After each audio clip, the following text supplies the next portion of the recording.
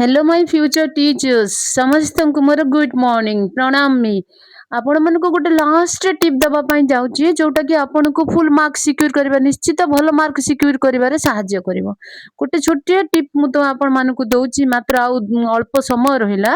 तो देखंतु आपण पेपर मैनेज केमती करिवे टाइम मैनेजिंग केमती करिवे सेटा होची मुख्य कथा। देखंतु हमर फर्स्ट पेपर हमर 1 विषय रे हम आलोचना करिवा। देखंतु सीडीपी 20 मिनिट आपण देबे क्वेश्चन पई पढिबे ता ऑप्शन पढिबे क्वेश्चन पई मात्र 20 मिनिट देबे 5 मिनिट रे कोन करिवे गोला भरिवे। त माने आपण चिंता करंतु गोला भरले आपण एठी सीरियल मिस्टेक करिवे नाही फर्स्ट कथा। तापर कोन करिवे के स्किप कर देथांतु मो कहबा कथा माने न कि ताको छाडी के आसीबा ताको स्किप करबा पई सपोज आपनकर सीडीपी बहुत भलो हुए ता भीतर दुईटा आपन को आसीला नाही तो से दुईटा पई कोन आपण समय बेसी देई देबे कि आपण ताको गोल ता क्वेश्चन पाकर पेंसिल गोल कर देबे छाडी देबे स्किप करके आगु को जिवे। बुझी पारछन मु कोन कहूची।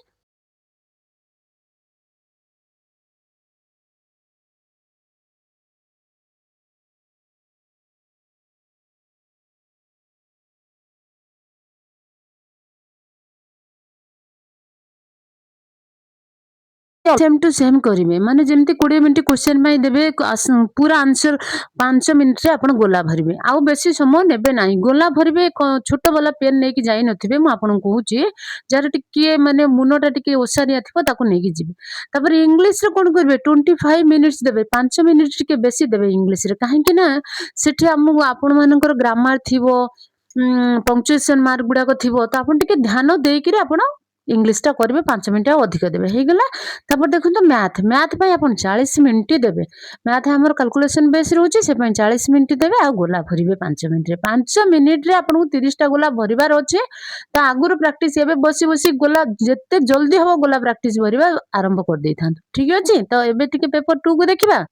देखंतु पेपर 2 रे हमर कोन अछि मैथ और साइंस अछि सेम प्रोसेस रे हमें जिबा जेमते हमर सीडीपी रहला 20 मिनिट ओडिया रहला 20 मिनिट इंग्लिश रहला 25 मिनिट आ हमर कोन करबा साइंस टाको भी हमें केते मिनिट दबा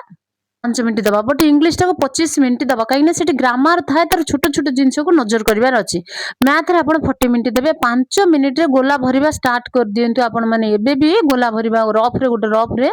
गोला भरिबा स्टार्ट कर देथांतु ठीक अछि। 5 मिनिट रे जेमते 30 टा गोला आपण भरिबा पय चेष्टा करिवे जदि आ भितर मु आपण कोन कहली जदि सठिक आंसर पूरा नो डाउट आंसर थिबो ताको भरि दे जिवे। जदि देखिले क्वेश्चन लेंथी अछि कि आपण पढि के बुझी पारु नांती कि टिके आपण को डाउट रहला ताको टिके स्किप कर देई थिबे प्रेजेंट सिचुएशन पय तापर देखिबे हैला। तो पेपर 2 हमर साइंस मैथ गला एबे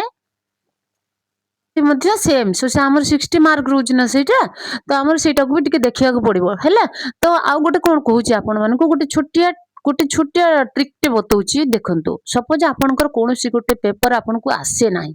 सपोज इंग्लिश आसेनी एग्जांपल दे इंग्लिश आसेनी नाही तो एसएसटी रे आपन को ज्योग्राफी पार्ट आसिला नाही एग्जांपल दे कहूची ज्योग्राफी पार्ट आसिला नाही तो आपन कोन करिवे तो आपन A B C D A B C D A B C D एम्ति मारी के जिवे आ किछि करिवे ना खाली ए बी सी डी करिवे नाही ता भितरु कोन करिवे जानचंदी जदी भरिवे खाली ए भरिवे जदी भरिवे खाली सी भरिवे आ मैक्सिमम आंसर हमर ए बी और सी रे थाए डी रे बेसी आंसर न थाए। बुझी पारछंती कि पूरा ए बी सी डी भरिवे नाही जदी भरिवे खाली ए भरंतु जदी भरिवे खाली बी भरंतु जदी भरिवे खाली सी भरंतु डी जमा भरंतु नाही डी कुचित कुचित गोटे गोटे हुए बेसी समय हुए नाही। आ गोटे कथा आपण मने रखिथिबे जदी आपनकर पेपर कंफ्यूज अछि ताले ए छोटो ट्रिक टाको माने फॉलो करंतु नाही तो नाही आपनकर आ दरकार नाही जे एते ये करबा।